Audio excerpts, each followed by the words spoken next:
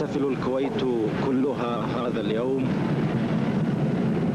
هذا الاحتفال الكبير وبهذه المناسبة العظيمة التي نفرح كلنا لها ونبتهج جميعا لأجلها، مناسبة صنع الأبطال، مناسبة تخريج هؤلاء الأبطال وتقديمهم كرجال أشداء أقوياء ليخدموا بلدهم بسواعدهم ويخدموا بلدهم بنفوسهم الأبية ونفوسهم الشماء العالية.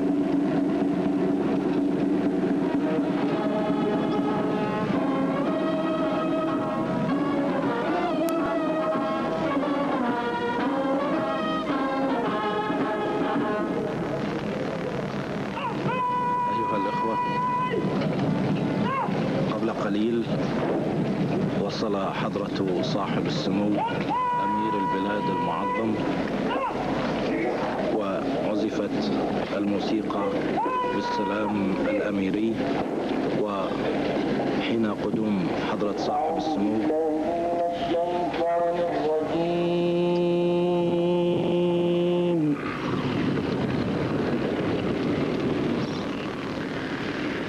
بسم الله الرحمن الرحيم.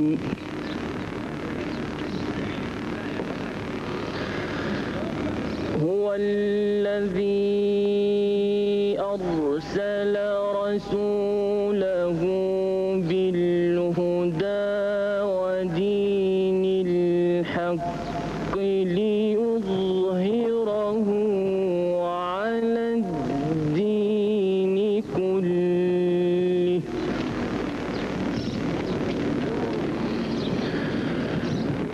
أرسل رسوله بالهدى ودين الحق ليظهره على الدين كله ولو كره المشركون.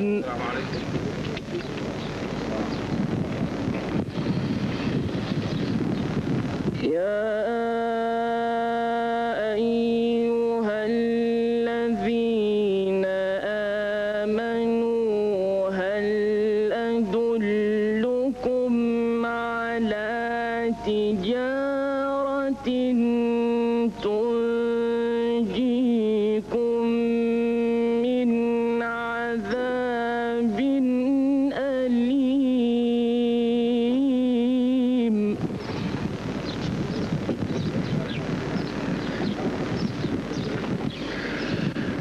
هل أدلكم على تجارة تنجيكم من عذاب أليم تؤمنون بالله ورسوله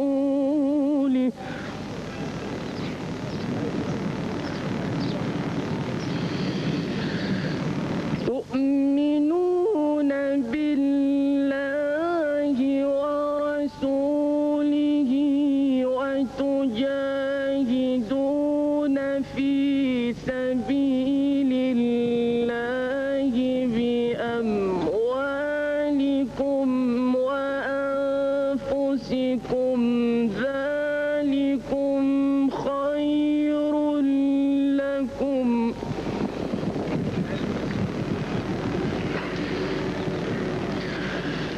ذلكم خير لكم إن كنتم تعلمون.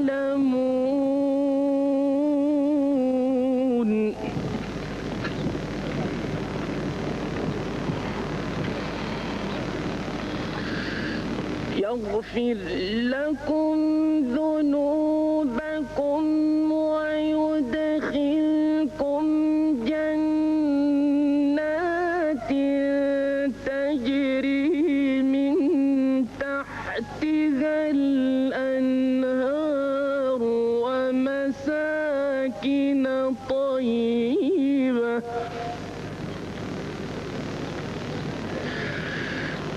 ومساكن طيبة في جنات عدن ذلك الفوز العظيم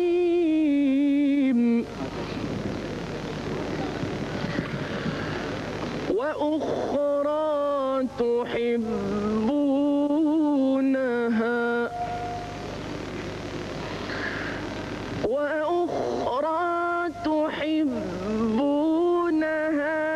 نصر من الله وفتح قريب نصر من الله وفتح قريب وبشر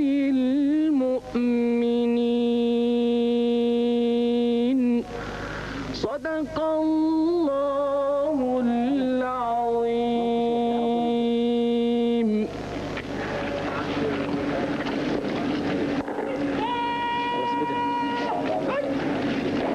أيها السادة، كنا ننصت إلى تلاوة مباركة تلاها بيننا وكيل ضابط أحمد الطرابلسي. أيها الأخوة، يبدأ الآن أو بعد قليل العرض العسكري بهذه المناسبة، ويتولى التعليق على هذا العرض الملازم أول عبد الرحيم فخرو، معلم الإدارة والأمن العسكري في الكلية العسكرية.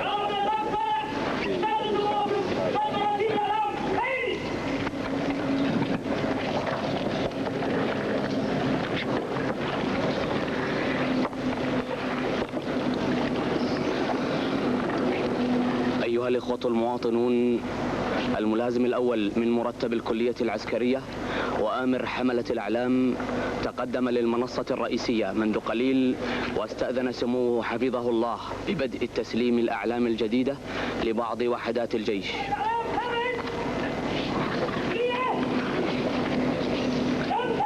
حيث تحتفل الكويت اليوم بتخريج دفعة جديدة من شبابها ضباطا في القوات المسلحة الكويتية. وبهذه المناسبة السعيدة يقوم حضرة صاحب السمو الأمير المفدى والقائد الأعلى للجيش والقوات المسلحة بتسليم الأعلام الجديدة لبعض وحدات الجيش والقوات المسلحة، وبتولية الضباط الخريجين رتبهم الجديدة.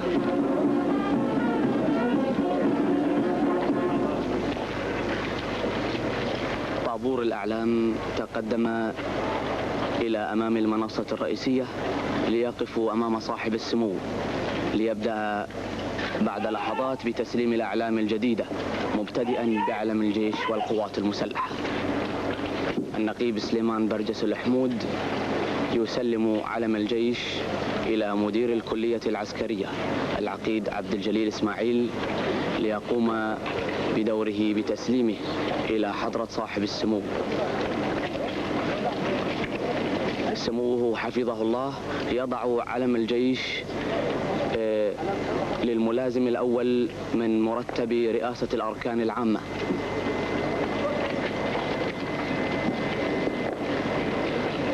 في اللحظة التي يغادر بها أحد ضباط رئاسة الأركان العامة، يتقدم الآن إلى المنصة الرئيسية ضابط من سلاح الطيران، سموه حفظه الله يسلم العلم الجديد إلى سلاح الطيران والدفاع الجوي.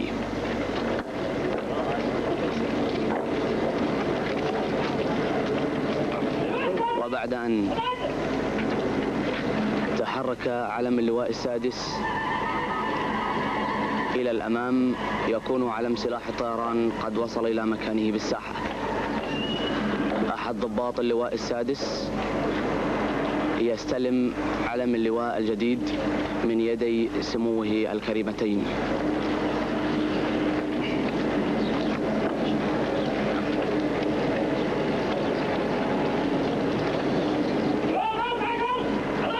وأتقدم الآن إلى الأمير أحد ضباط اللواء الخامس عشر ليتسلم علم وحدته الجديد مندوبا عن لوائه. سموه حفظه الله يضع العلم لأحد ضباط اللواء الخامس عشر.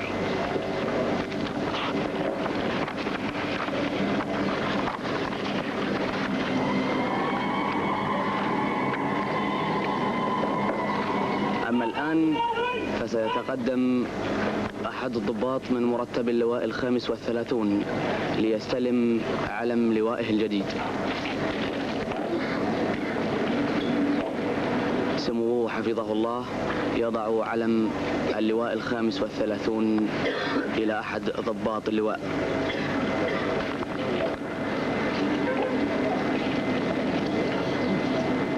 وفي اللحظة التي يغادر فيها أحد ضباط اللواء الخامس والثلاثون إلى مكانه بالساحة، يتقدم الرقيب الطالب الضابط من الدورة الخامسة المتخرجة إلى سمو الأمير المعظم ليستلم علم الكلية العسكرية الجديد مندوبا عن الكلية.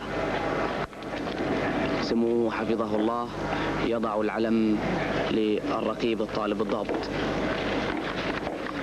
أيها الإخوة، الكل يعلم أن العلم هو الرمز الحي لكيان الدولة والشارة الدالة على تبلور شخصيتها المستمرة من الماضي البعيد إلى المستقبل المديد.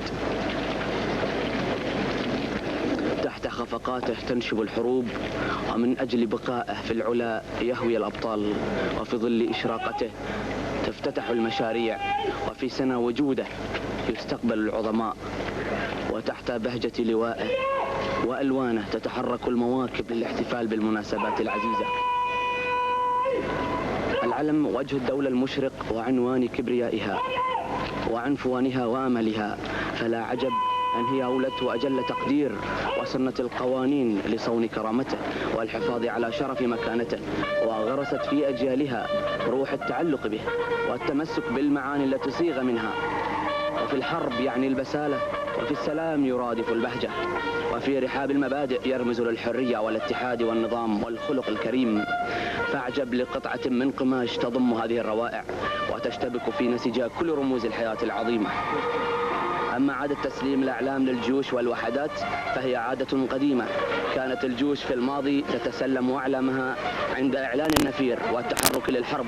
أما في وقتنا الحاضر فإن تسليم الأعلام للوحدات العسكرية يتم عند اكتمال عدتها وعددها، فاستلام الوحدة لعلمها من يد القائد الأعلى يعتبر شهادة بوجودها كوحدة عاملة في جسم الجيش. لذلك يحتفل بهذه المناسبة احتفالا يرمز إلى تقدم الجيش على طريق القوة والتطور. حملة الأعلام يغادرون الساحة، يتقدمهم آمرهم، ثم أعلام رئاسة الأركان العامة والجيش، ثم أعلام سلاح الطيران واللواء السادس، فيتبعها اللواء الخامس عشر.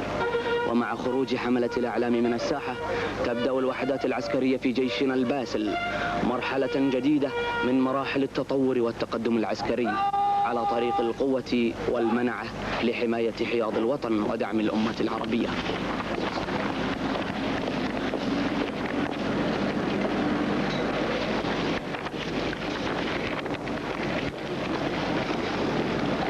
أما الآن أيها الإخوة، وبعد قليل سوف تبدأ إجراءات تخريج الدورة الخامسة من الطلبة الضباط.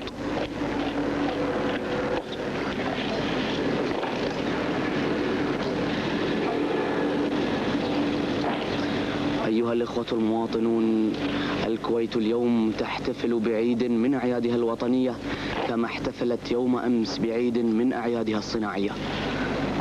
في هذا اليوم الأغر وفي كل عام في 15 من هذا الشهر تحتفل الكلية العسكرية بتخريج دفعة من شبابها ضباطا بالجيش. أما الآن فيتقدم إلى المنصة الرئيسية الطالب الأقدم أول الدورة ليستأذن سمو الأمير المفدى والقائد الأعلى للجيش والقوات المسلحة ببدء العرض.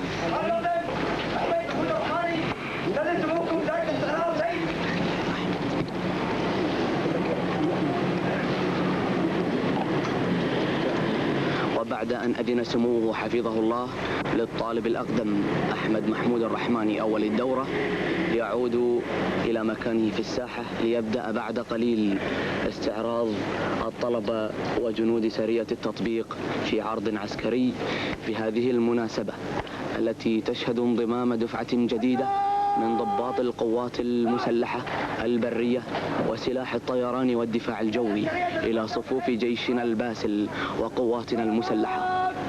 إن هذه الدورة تضم أشقاء لنا من الخليج العربي، إذ تتخرج اليوم المجموعة الثالثة من ضباط قوة دفاع دولة البحرين الشقيقة والدفعة الأولى من ضباط دولة الإمارات العربية المتحدة الشقيقة، جنبا إلى جنب مع إخوانهم شباب دولة الكويت. وهكذا تكون الكلية العسكرية بالكويت قد طبقت معاني وحدة الخليج العربي والوحدة العربية عمليا، وأنها مفتوحة لاستقبال أبناء الخليج العربي وتدريبهم وإعدادهم للمهمة الكبرى في الدفاع عن سلامة الخليج العربي وأمنه واستقراره ووحدته.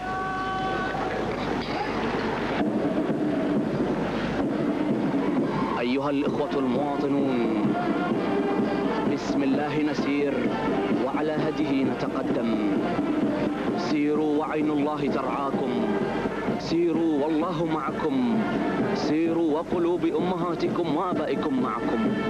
يبدأ الآن أيها الإخوة المواطنون العرض العسكري الذي تشترك فيه الدورة الخامسة من الطلبة الخريجين والدورة السادسة الصاعدة، ثم جنود سرية التطبيق وفرقة موسيقى النحاسية التابعة للواء الخامس عشر.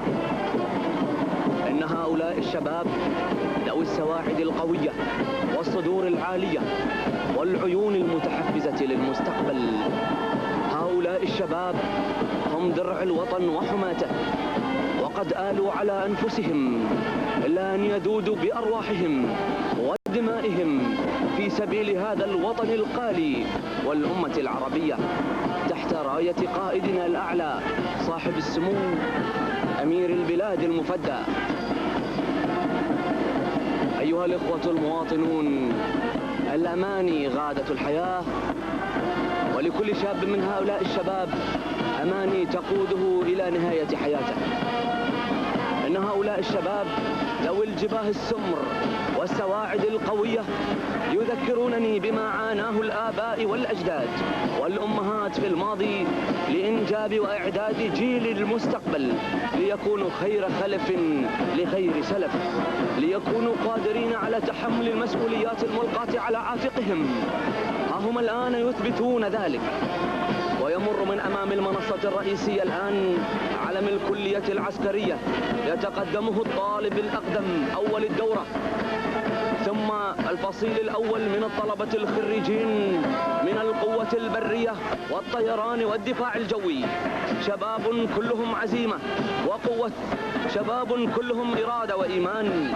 يمر الآن من أمام المنصة الرئيسية ومن أمام قائدنا الأعلى الفصيل الثاني من الطلبة الضباط الخريجين. يشاركهم العرض أخوة لهم من دولة البحرين الشقيق ومن دولة الإمارات العربية المتحدة الشقيقة، طاقات عظيمة وإرادة وتصميم على أن ينهضوا بهذا الجيش إلى مستوى أحدث الجيوش في العالم.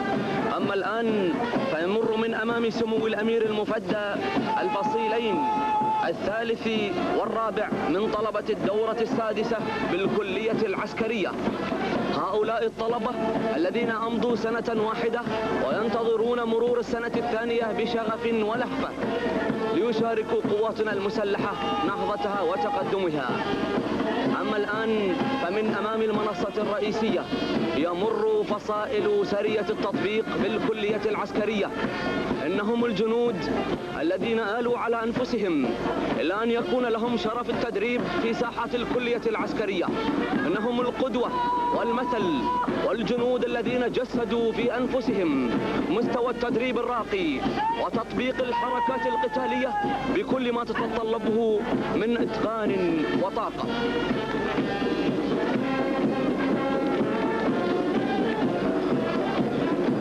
الإخوة المواطنون، عبس الخطب فابتسم، وطق الهول فاقتحم، رابط الجأش والنهى، ثابت القلب والقدم، لا يبالي الأذى ولم يثنه طارئ الألم، نفسه طوع همة وجمت دونها الهمم، وهي من عنصر الفدائي ومن جوهر الكرم ومن الحق جذوة لفحها حرر الأمم. نعم، إنهم ثابت القدم لا يثنهم أي شيء، إنهم الرجال، إنهم الشباب الذي قال بهم الشاعر: سأحمل روحي على راحتي وألقي بها في مهاوي الردى، فأما حياة تسر الصديق وأما ممات يقيض العدا.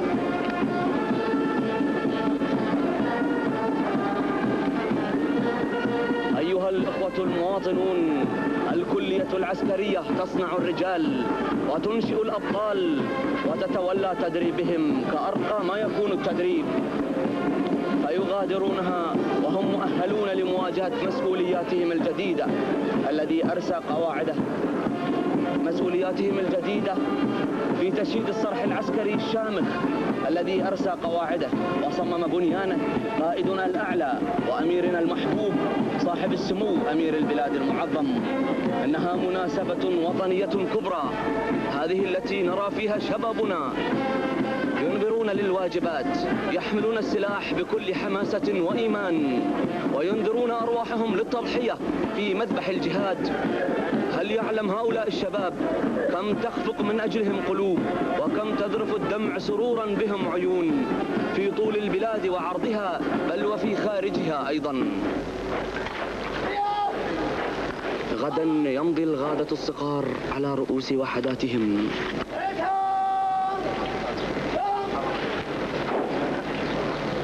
وبعد أن عاد الجميع إلى أماكنهم،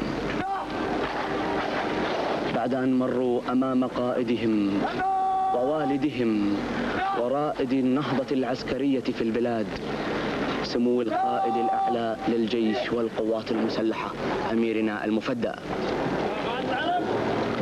أما الآن فسيتقدم حملة العلم للكلية العسكرية لكي يتم التسليم والتسلم أمام قائدنا ورائد نهضتنا أمير بلادنا المفدى الشيخ صباح السالم الصباح.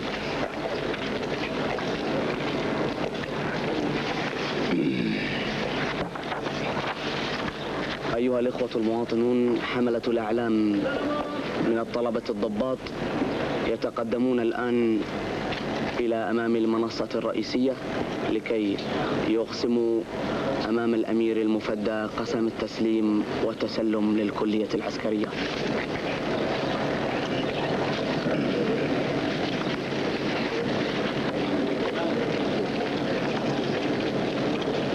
الدورة الخامسة هي التي حاملة العلم الآن، وسوف يتم تسليم العلم إلى الدورة السادسة. الطالب من الدورة السادسة يتبادل البندقية مع حامل العلم من الدورة الخامسة.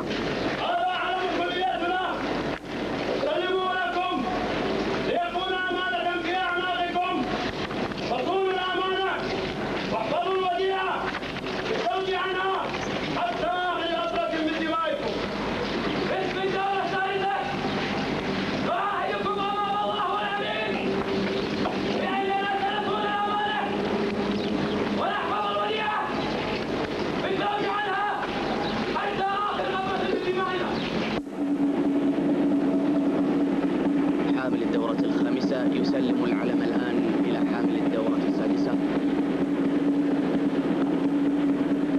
بعد أن تم تسليم علم الكلية العسكرية. وأدى الطالب الضابط من الدورة السادسة قسم المحافظة على العلم أمام أميرنا المفدى. يعود العلم إلى مكانه في الساحة مع نوبة سلام العلم من جميع المشتركين بالعرض. أيها الإخوة المواطنون، رفعت الكويت الأعلام منذ مئات الأعوام، حينما تكامل فيها المجتمع وثبت في الأرض وقامت على أمره السلطة الشرعية. وتنقسم تاريخ الأعلام بالكويت إلى 3 مراحل. المرحلة الأولى عام 1914 إلى عام 1940. كان العلم عبارة عن قطعة قماش حمراء مستطيلة كتب في منتصفها كلمة كويت بخط عربي ثلث، ويحوي بين السارية وكلمة كويت رمزا خاصا يسمى وشم الصباح. وكان العلم الكويتي خلال هذه الفترة، أي في الفترة الثانية من عام 1940 إلى عام 1961، نفس العلم مضافا إليه عبارة لا إله إلا الله محمدا رسول الله.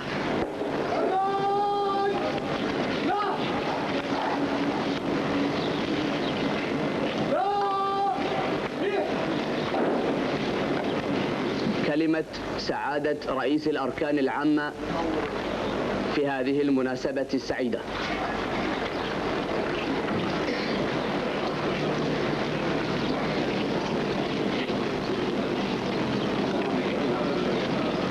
سعادة رئيس الأركان العامة يلقي كلمته في هذه المناسبة السعيدة أمام أميرنا وقائد نهضتنا ليستعرض أمامه سيدي صاحب السمو في المستقبل، سمو ولي العهد رئيس مجلس الوزراء،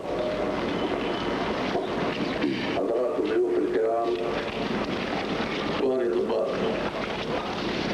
في رحاب الكلية العسكرية تخفق اليوم أعلام الوطن تقديرا لجهود الهيئة التدريبية واحتفالا بأفراد الدورة الخامسة من الطلبة الضباط الذين اجتازوا مراحل التدريب بنجاح ونالوا بجدارتهم مؤهلات الالتحاق بالجيش، ليتخذوا من الجندية منهجا ومن السلاح صديقا في خدمة الوطن.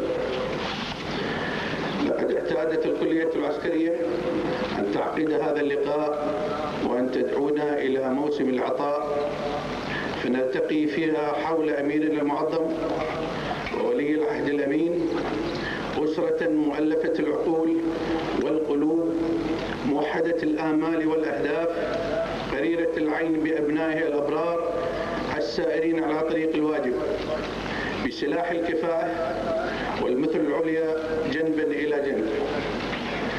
إن جهود الكلية واقعة في إطار الخطط المرسومة لتحقيق النهضة العسكرية المنشودة، فعلى ضوء هذه الخطط أحرز الجيش تقدما واسعا في النظم التعبوية والتسليح الثقيل للقوات البرية والجوية وقوات الدفاع الجوي، ثم أمضى حثيث الخطى لإنشاء الأسطول البحري الحديث كي يستكمل قوته الضاربة في البر والبحر والجو، ويقف على قدم المساواة مع أحدث الجيوش العصرية.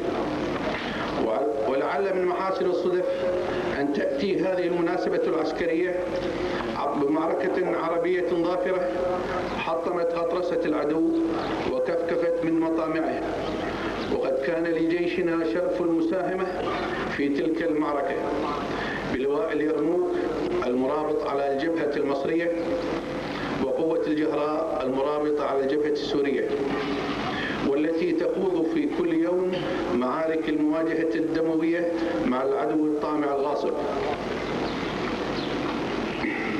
وليس يخفى على أحد بأن اشتراك جيشنا في المعركة العربية يعتبر إعلانا دائما عن موقف الكويت من قضية المصير العربي، وهو إعلان باللغة الوحيدة التي يفهمها العدو، لغة النار والحديد ودم الجريح والشهيد.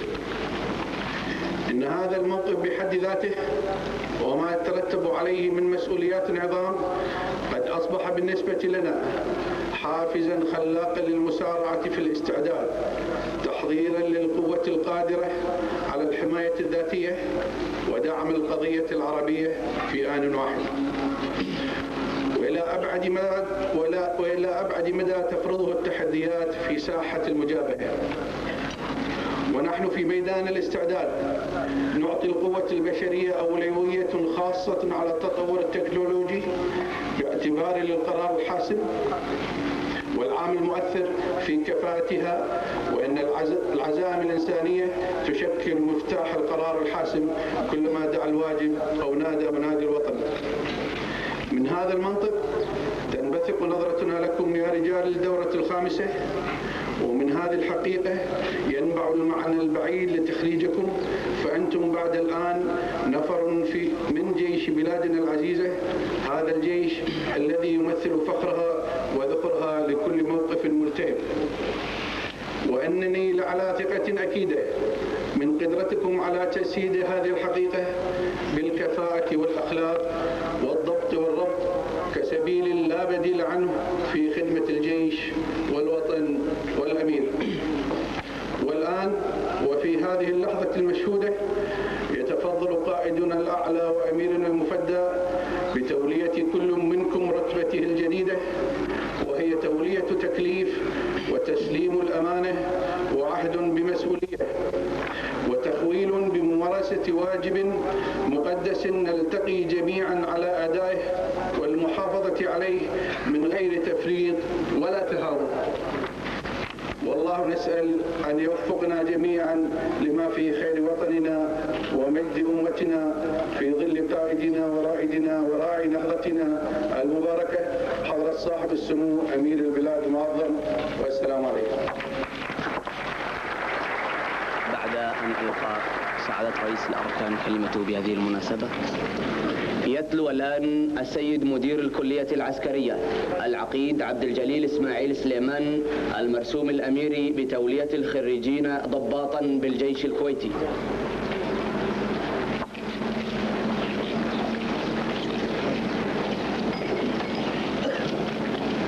العقيد عبد الجليل إسماعيل سليمان مدير الكلية العسكرية يتلو الآن المرسوم الأميري بتولية الخريجين ضباطا في الجيش. بسم الله الرحمن الرحيم. مرسوم تولية ضباط في الجيش.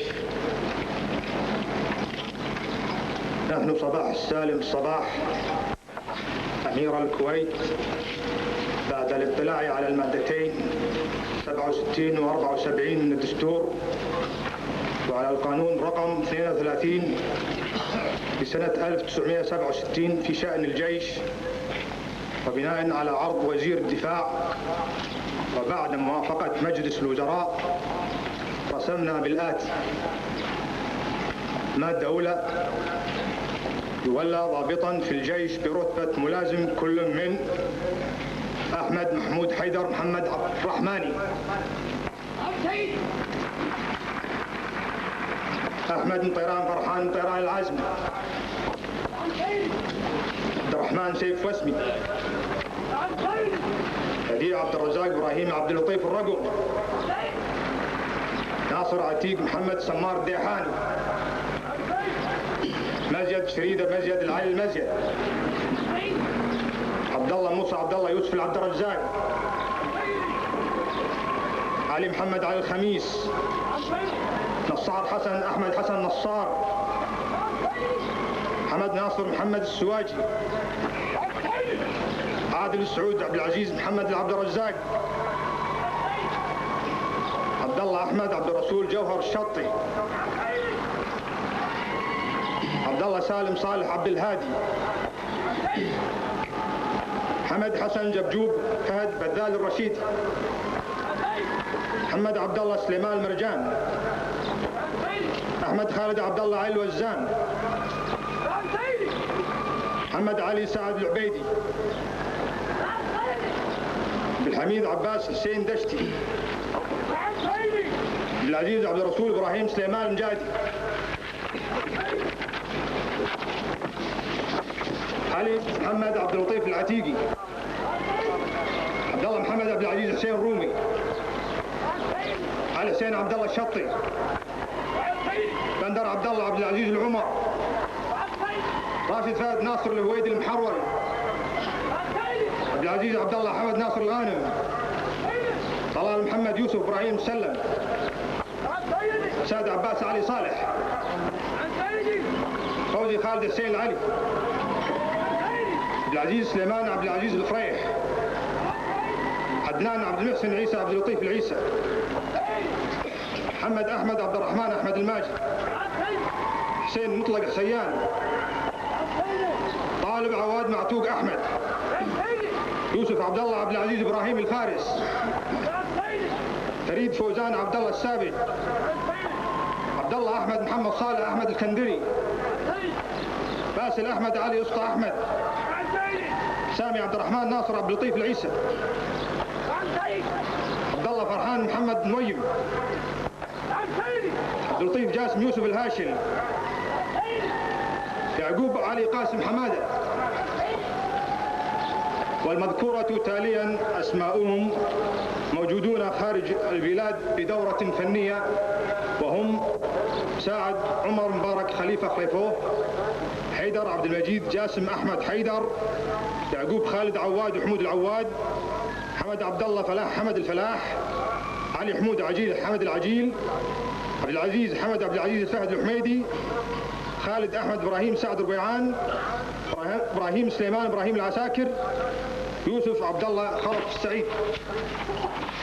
مادة ثانية: يولى ضابطا في الجيش برتبة ملازم طيار كل من عبد الخالق إبراهيم تويجري، عبد الكريم عبد اللطيف الغربلي، سلطان جوهر مرزوق عبد الله، مصطفى محمد عبد اللطيف العبد الرزاق، باقر حمزة محمد علي السلمان، محمد موسى محمد علي، حسين محمد غريب محمد. مادة ثالثة: على وزير الدفاع تنفيذ هذا المرسوم ويعمل به من تاريخ 15/5/1974. أمير الكويت صباح السالم الصباح، رئيس مجلس الوزراء جابر الأحمد الجابر الصباح، وزير الدفاع سعد العبد الله السالم الصباح. صدر بقصر السيف في 22 ربيع الثاني سنة 1394 هجرية، الموافق 14 مايو 1974 ميلادية.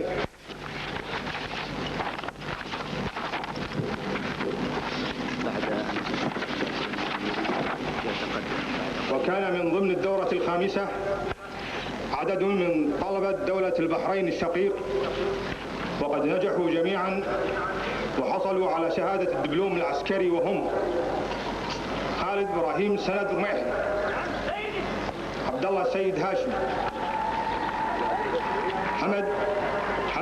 محمد البسام، عبد الله حسن نعيمي، سلمان صقر الخليفة، خالد عبد الرحمن أحمد المناعي، نبيل جاسم العمران، سبت عيسى سبت، محمد عبد الله ناصر مسلم.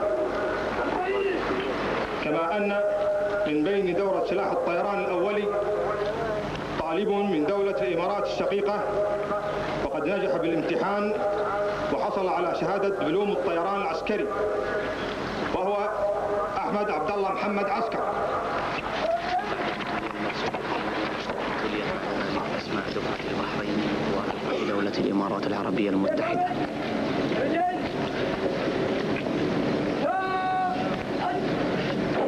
سوف يتقدم الخريجون للأمام لأداء القسم ويمين الولاء أمام القائد الأعلى للجيش والقوات المسلحة أميرنا المفدى.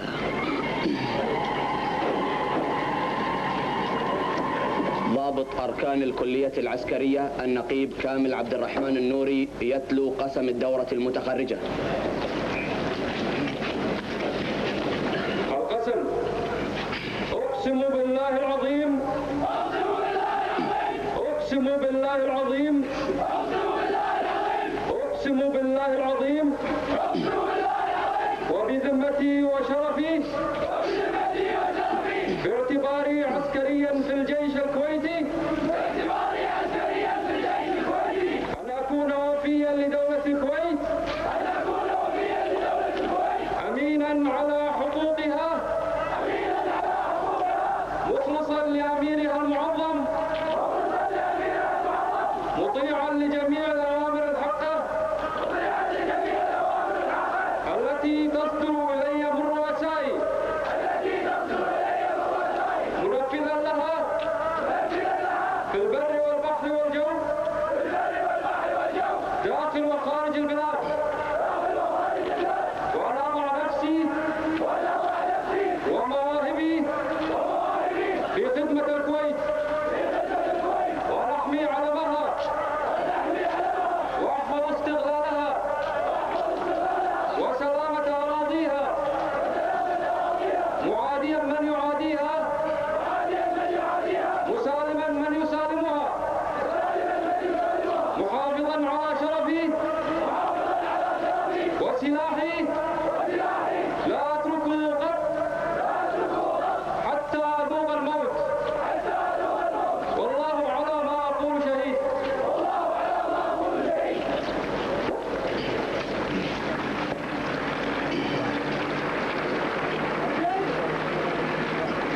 أقسم الجميع بالله العظيم أمام القائد الأعلى للجيش والقوات المسلحة على أن يكونوا أوفياء لدولتنا الفتية ولأميرها المفدى، منفذين أوامره برا وبحرا وجوا داخل البلاد وخارجها، كما نفذ الأوامر من قبلهم إخوة لهم بالسلاح من لواء اليرموك المقوار، والذين ما زالوا واقفين جنبا إلى جنب مع القوات المقاتلة في الجبهة الغربية في سيناء، وقوة الجهراء الباسلة التي تشارك يوميا بالمعارك الدائرة بالجبهة الشمالية وعلى مرتفعات الجبال الجولان في سوريا الشقيقة. ثم أكملوا قسمهم بالمحافظة على استقلال البلاد، معادين من يعاديها، مسالمين من يسالمها، ثم أنهوا قسمهم على أن يحافظوا على شرفهم وسلاحهم لا يتركونه قط حتى يذوقوا الموت. نعم، إننا لا نهاب الموت، وعهدا لكم يا شهداءنا الأبرار بأننا على العهد باقون وعلى الطريق سائرون، وسنبذل الغالي والرخيص في سبيل الوطن والأمة العربية، كما فعل أبطالنا المغاوير وشهداؤنا الخالدون في معارك التحرير في 6 أكتوبر الخالدة. ونعاهدهم بأننا سنشارك في كل قتال ومعارك، سنشارك في كل قتال ومعارك حتى تتحرر الأرض العربية المحتلة، حتى ترجع حقوق الشعب الفلسطيني المسلوبة، لا تسل عن سلامته روحه فوق راحته، بدلته همومه كفنا من وسادته، من رأى فحمة الدجى أضرمت من شرارته. إنه ابن بلادي، إنه ابن الكويت، إنه ابن العروبة، ابن الكويت التي قدمت وتقدم في سبيل نصرة الحق العربي وفي سبيل حماية أراضينا المعونات، وترخص بالرجال في سبيل ذلك. أيها الإخوة المواطنون، إنه عيد وأي عيد حيث نحتفل اليوم بتخريج الدفعة 5 من الطلبة الضباط بالكلية العسكرية ضباطا بالجيش الكويتي الباسل. الخريجون الآن يغادرون ساحة العرض في نوبة وداع لميدان الكلية العسكرية التي قضوا فيها عامين دراسيين كاملين، تلقوا خلالها فنون القتال والحياة العسكرية على أحدث وسائل التعليم، وسيعودون بعد قليل وبعد أن تعزف فرقة موسيقى القرب بعض أنغامها الشجية، سيعودون بعد أن يرتدوا رتبهم الجديدة، حيث يقوم سمو الأمير المفدى بتسليم الجوائز وشهادات الدبلوم العسكري على الضباط الخريجين.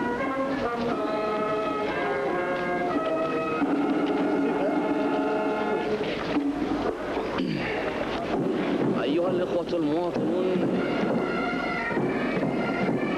تدخل الآن إلى الساحة فرقة موسيقى القرب التابعة لمدرسة تدريب الجيش لتعزف بعض أنغامها الشجية.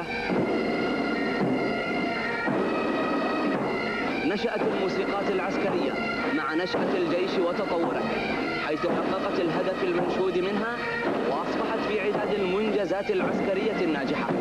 والموسيقات بنوعها القرب والنحاسية والتي تشاركانها اليوم التخريج تلعب أدوارا رئيسية أساسية في تنظيم الطوابير والضبط الإيقاعي للحركات العسكرية، كما تساهم في إحياء الحفلات والمناسبات العسكرية والوطنية الكبرى. يضاف إلى ذلك أن للموسيقات دورا بارزا في رفع الروح المعنوية والتخفيف من أعباء التدريب ونشر جو من الحماسة والاندفاع في الجنود، فتراهم على أنغامها يسيرون برؤوس مرفوعة وصدور عالية ونفوس مليئة بالثقة والاعتزاز. وقد ظهرت موسيقات الجيش أمام المواطنين في مناسبات كثيرة، وشاركت في إحياء حفلات الترفيه التي أقامتها وزارة الإعلام في العام الماضي للترفيه عن المواطنين في فصل الصيف. وقد حظيت الموسيقات بإعجاب المواطنين ونالت تقديرهم، فتواردت رسائلهم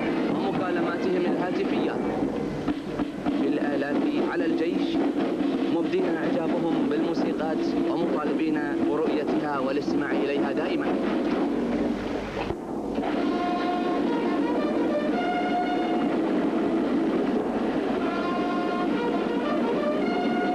كما شاركت الموسيقات العسكرية في بعض الاحتفالات التي جرت في دول عربية شقيقة، وكان لظهورها في احتفالات استقلال دولة البحرين الشقيق أجمل وقع وأحسن أثر لدى جميع الأطراف من غير استثناء، حيث أن رعايا الدول غير العربية أبدوا إعجابهم الشديد بموسيقات جيشنا الباسل كذلك. أيها الإخوة المواطنون، موسيقى الجيش تصدح بأنغام العذبة احتفالا بتخريج الدورة الخامسة من الطلبة الضباط في هذا الصرح العسكري الوطني، صرح الكلية العسكرية. والآن أيها الإخوة، فرقة موسيقى مدرسة تدريب الجيش بقيادة وكيل أول تقوم بعرض شيق تتخلله فترات قصيرة من اللواء الخليفي، ثم يتبعها بعد قليل العرضة الشعبية التي كان يستخدمها آباؤنا وأجدادنا بالماضي للاستعداد للحروب لرفع الروح المعنوية للمقاتلين. وكذلك سوف تعزف بعض المارشات لبعض الأغاني الكويتية. كما أن فرقة موسيقى التدريب مدرسة تدريب الجيش قد اشتركت في عدة مهرجانات دولية وحصلت على نتائج مشرفة، وسوف تشترك في مهرجانات دولية قادمة بإذن الله لترفع من اسم الكويت عاليا.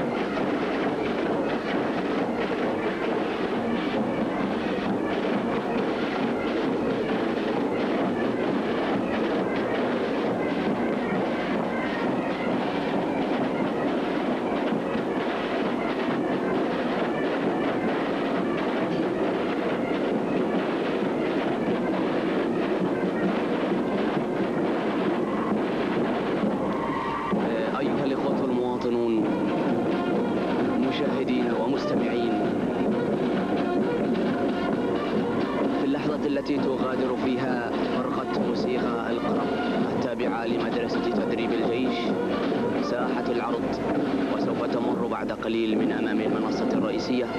سنستعرض الآن مراحل إنشاء الكلية العسكرية. أنشئت الكلية العسكرية عام 1968 بعد أن كانت مدرسة عسكرية تخرج مرشحي الضباط، وقد أنشئت استنادا للمرسوم الأميري الصادر عن حضرة صاحب السمو أمير البلاد المعظم بتاريخ 22 رجب 1388 هجرية الموافق 14 أكتوبر 68 ميلادي. والتحقت أول دفعة من الطلبة الضباط من حملة الثانوية العامة في اليوم الثاني من الشهر 11 عام 68، وكانت تنقسم إلى قسمان: قوات برية وسلاح طيران. ويتخرج الطالب من الكلية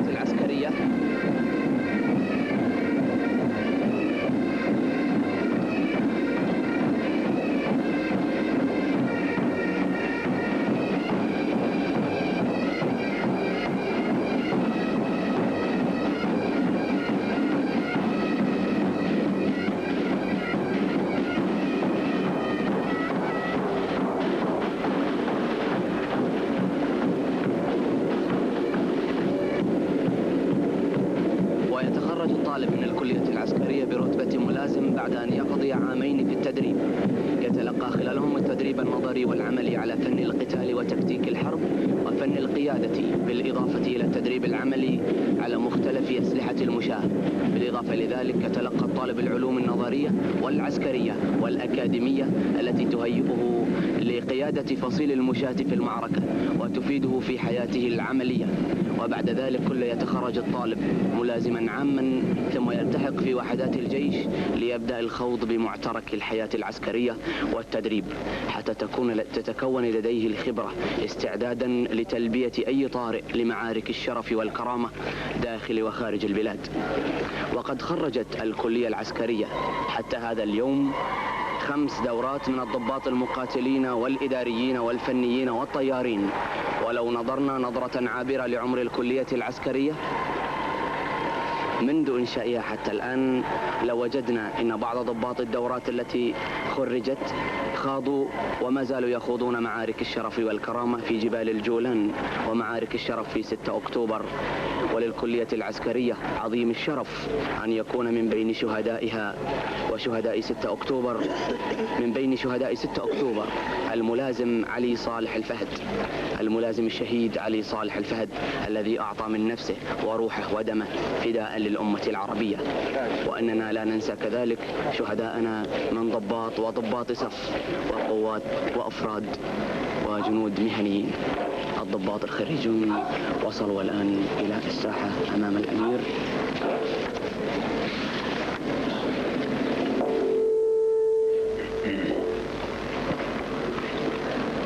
السيد مساعد مدير الكلية العسكرية الرائد عباس عبد الله حسين يعلن نتائج المتفوقين لاستلام الجوائز. نتائج المتفوقين للدورة الخامسة. الأوائل في الدورة: حصل على الترتيب الأول في الدورة الملازم أحمد محمود حيدر الرحمن، ومنح سيف الشرف.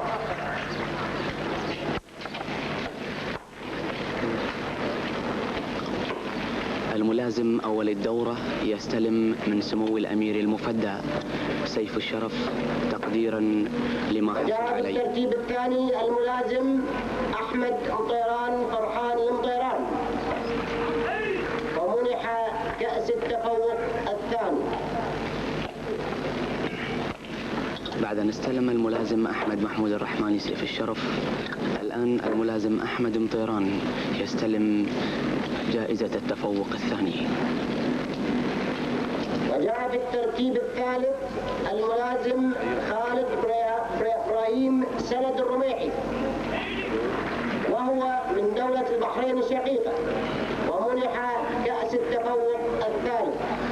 الملازم خالد سند الرميحي يتقدم للأمير ليستلم كأس التفوق الثالث، وهو من قوة دفاع دولة البحرين الشقيقة.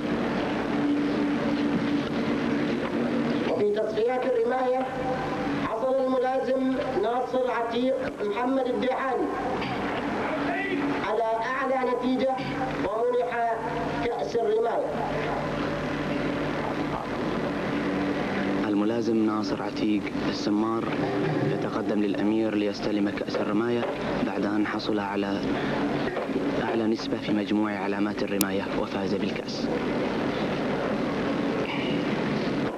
وفي امتحان التربية البدنية جاء الأول الملازم علي محمد علي الخميس ومنح كأس التربية البدنية. الملازم علي محمد علي الخميس يتقدم الآن إلى الأمير ليستلم كأس التربية البدنية لحصول على أعلى نسبة في مجموع علامات التربية البدنية.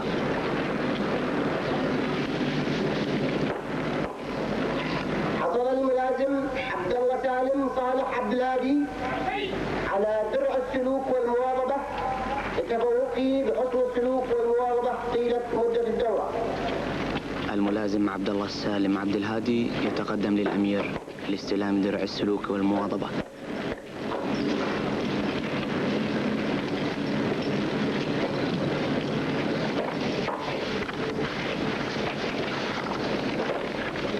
توزيع الشهادات. حصل الضباط التالي اسمائهم على شهادة الدبلوم العسكري وهم الملازم أحمد محمود حيدر محمد الرحماني. وبعد أن قام السيد مساعد مدير الكلية العسكرية بتسليم المتفوقين الجوائز،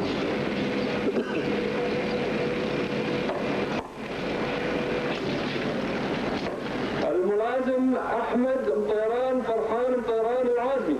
يقوم الآن ضابط أركان الكلية العسكرية بتلاوة أسماء الضباط الخريجين لكي يتفضل حضرة صاحب السمو أمير البلاد المفدى والقائد الأعلى للجيش والقوات المسلحة بتسليم الضباط الجدد. الملازم خالد إبراهيم سند رميحي من قوة دفاع البحرين.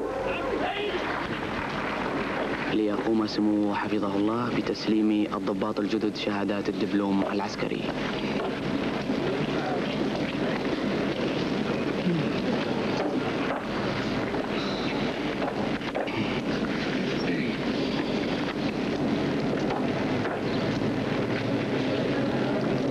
الملازم عبد الرحمن سيف وسمي.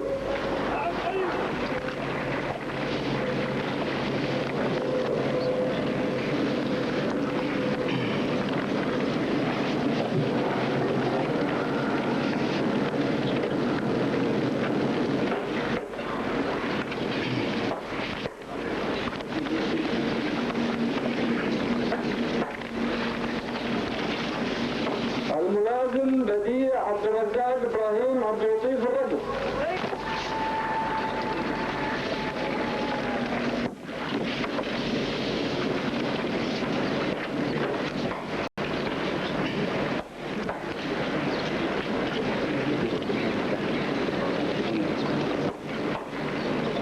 الملازم عبد الله السيد هاشم من قوة دفاع البحرين.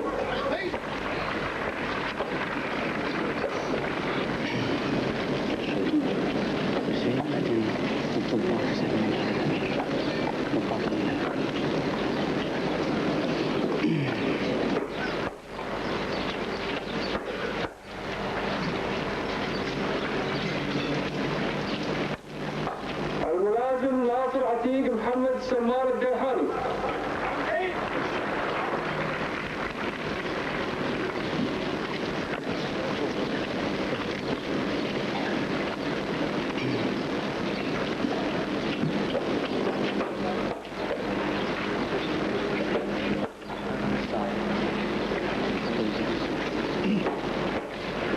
الملازم مجد شهيدة مجد وعلي المجد.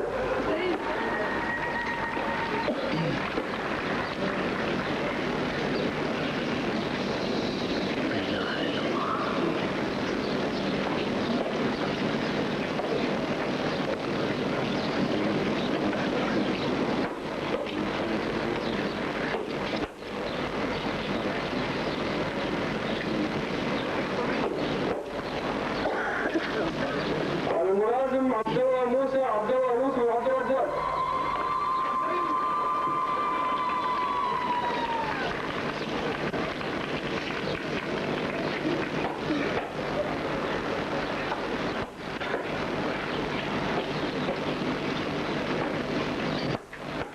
الملازم علي محمد علي الخميس. عن سيدي.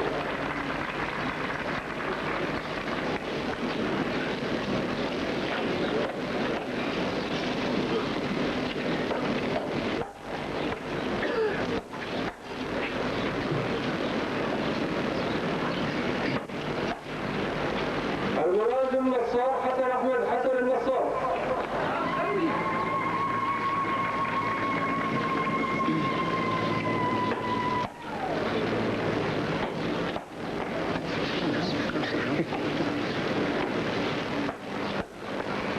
الملازم سالم عبد الله محمد عبد الله رضيان.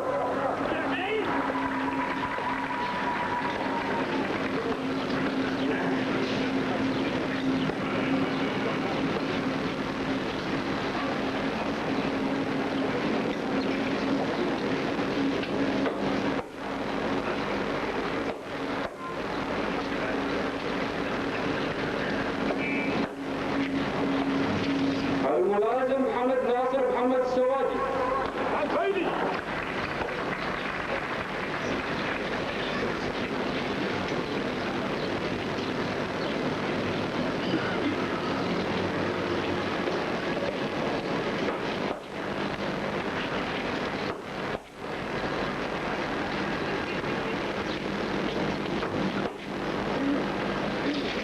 الملازم محمد البسام من قوة دفاع البحرين.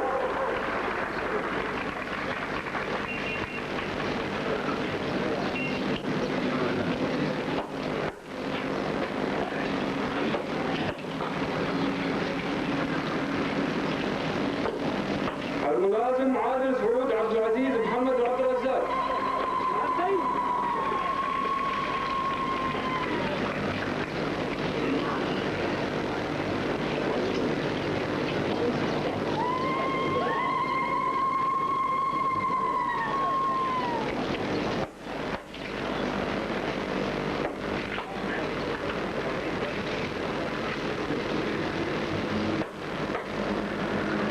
الملازم عبد الله حسن النعيمي من قوة دفاع البحرين.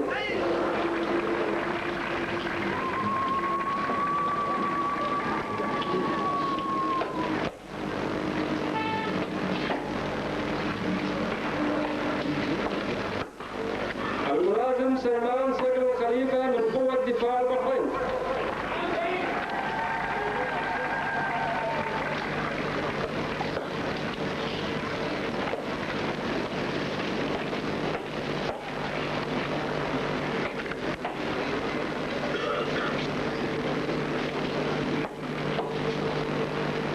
الملازم خالد عبد الرحمن أحمد المناعي من قوة دفاع البحرين.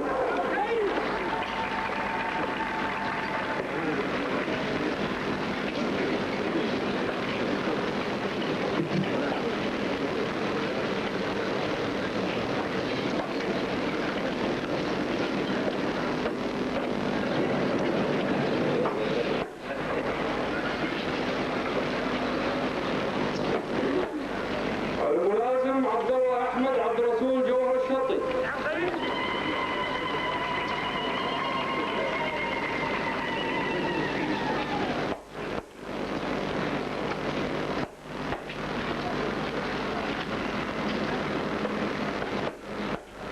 الملازم عبد الله سالم صالح عبد الهادي.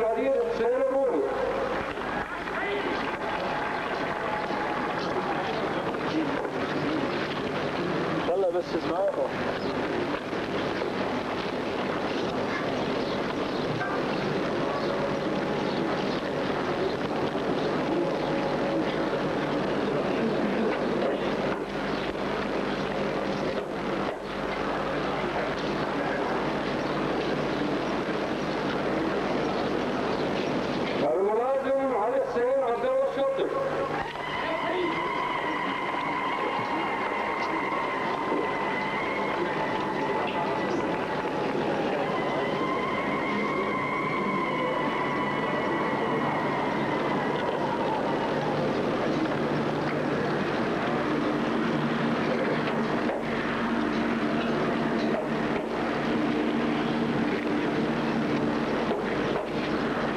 الملازم بندر عبد الله عبد العزيز العمر.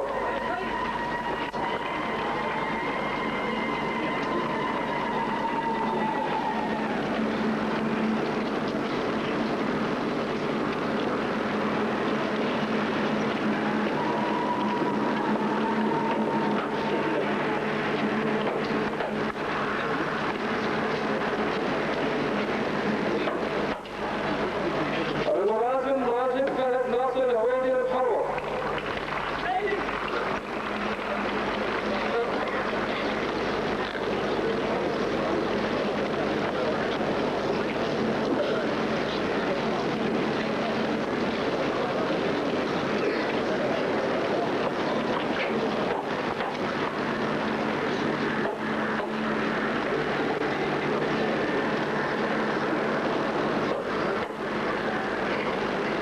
الملازم عيسى سبت من قوة دفاع البحرين.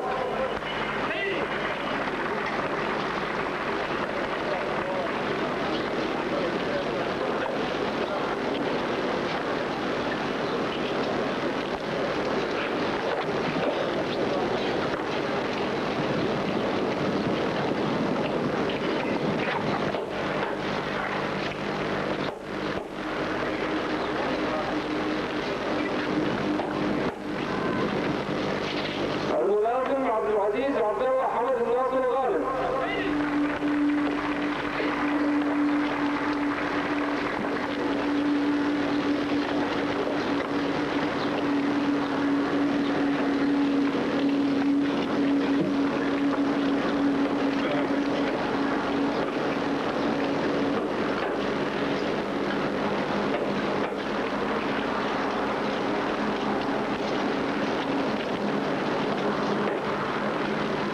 الملازم طلال محمد يوسف ابراهيم المسلم.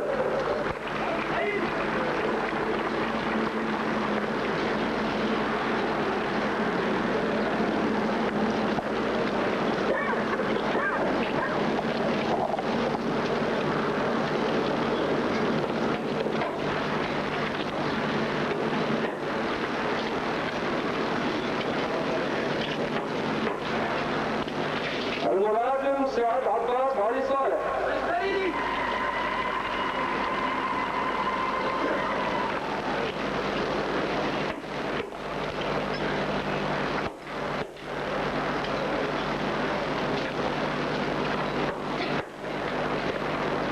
الملازم فوزي خالد حسين علي العلي.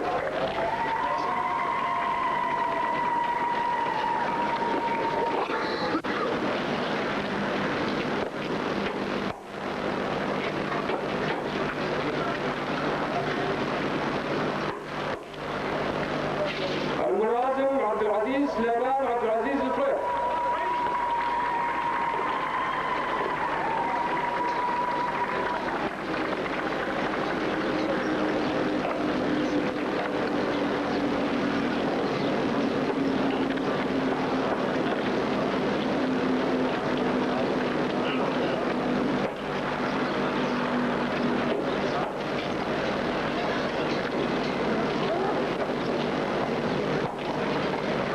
الملازم عدنان عبد المحسن عيسى عبد اللطيف العيسى.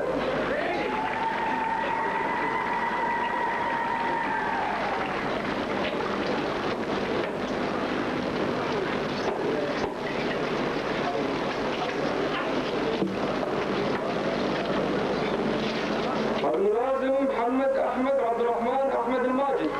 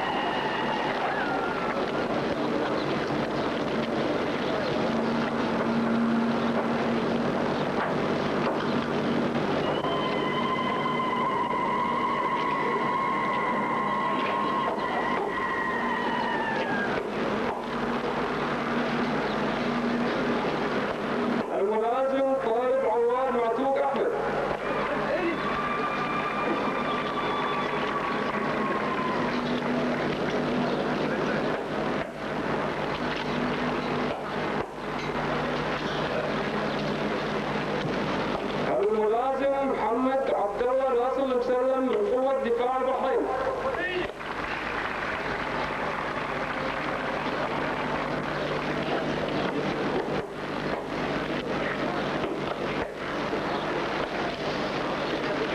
الملازم يوسف عبد الله عبد العزيز ابراهيم الفارس.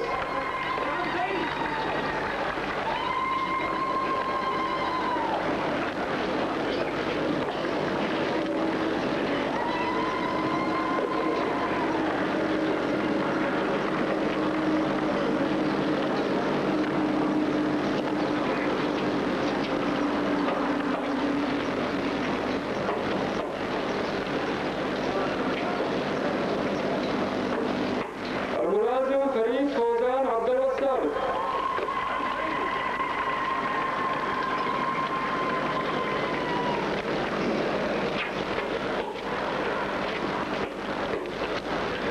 الملازم عبد الله احمد محمد صالح احمد الكندري.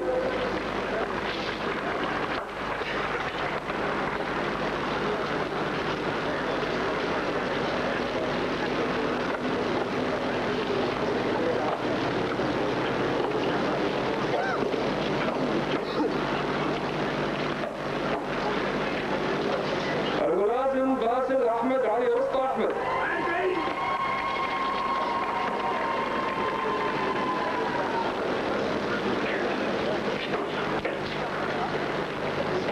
الملازم سامي عبد الرحمن ناصر عبد اللطيف العيسى.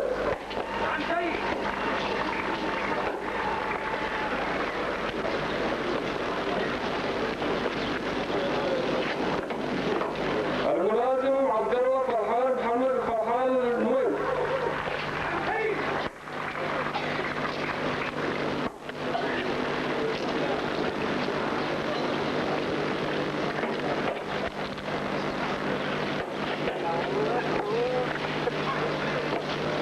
الملازم عبد اللطيف جاسم يوسف الهاشم.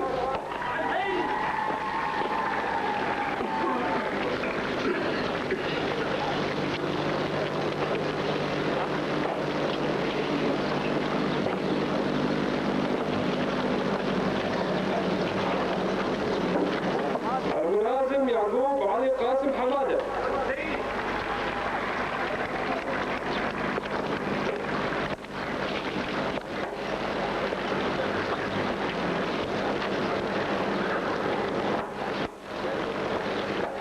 ملازم طيار عبد الخالق ابراهيم تويجري.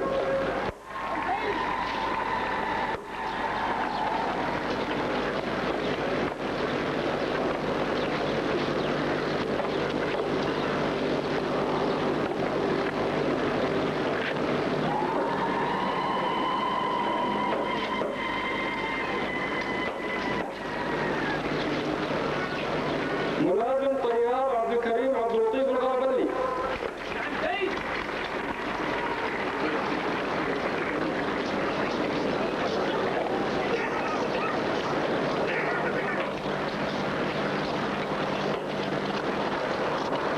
ملازم طيار سلطان جوهر مرزوق عبد الله.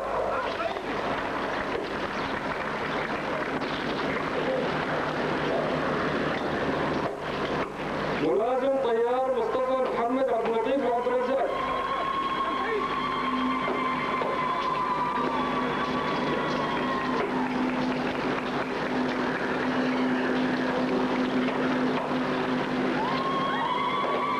ملازم طيار باقر حمزه محمد علي السلمان.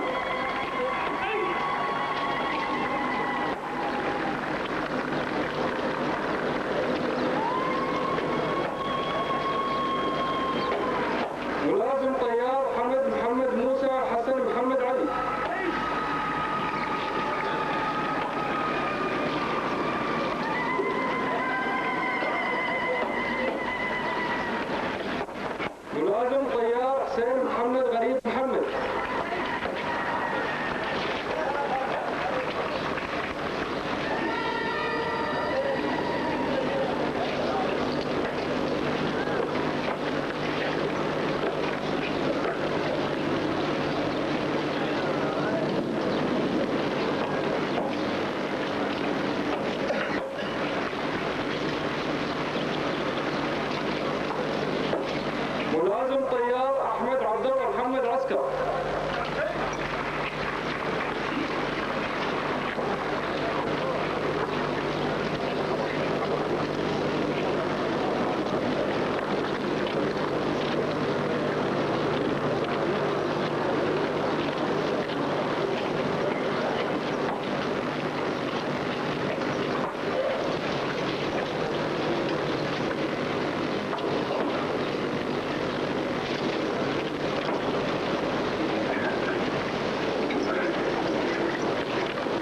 الكلية العسكرية للسلام على أميرنا وقائدنا الشيخ صباح السالم الصباح، حيث يقوم مدير الكلية العسكرية بتقديمهم إليه بالأسماء.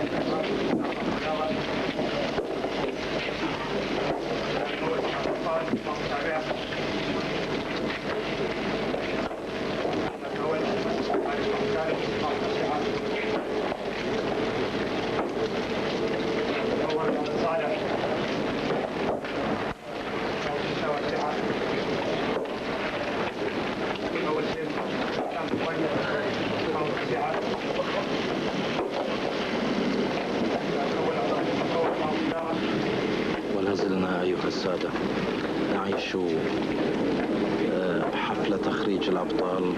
لازلنا أيها الأخوة المواطنون نعيش في هذا الجو المليء بالعطاء.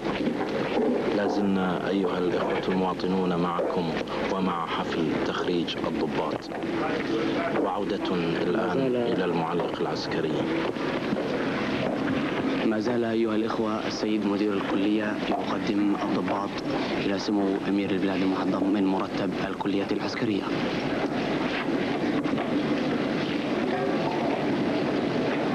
وبعد أن اصطف الضباط أمام المنصة الرئيسية يستعد الجميع استئذانا لتحية السلام الأميري، إذانا بانتهاء الاحتفال بتخريج الدورة الخامسة من الطلبة الضباط.